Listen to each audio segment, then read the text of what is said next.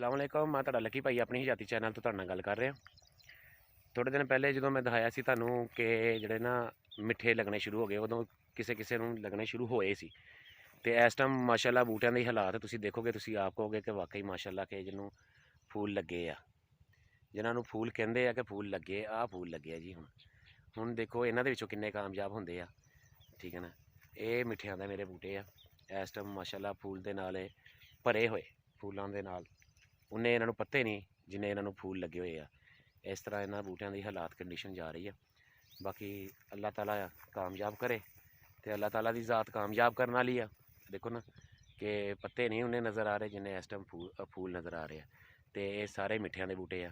ਆ ਮੇਰੇ back side ਤੇ ਵੀ ਸਾਰੇ ਮਿੱਠਿਆਂ ਦੇ ਆ, ਸਾਰੇ ਮਿੱਠੇ ਆ। ਉਹ ਵਿੱਚ ਹਲਕਾ ਜਿਹਾ ਫਾਰਮ ਵੀ ਨਜ਼ਰ ਆ ਰਿਹਾ ਥੋੜ੍ਹਾ ਜਿਹਾ। ਆ ਬਾਕੀ ਸਾਰੇ ਮਿੱਠਿਆਂ ਦੇ ਬੂਟੇ ਮੇਰੇ ਸਾਰੇ ਆਲੇ ਦੁਆਲੇ। बाकी दुआएं याद रखियो। बड़ी मेहरबानी। अल्लाह हाफिज़।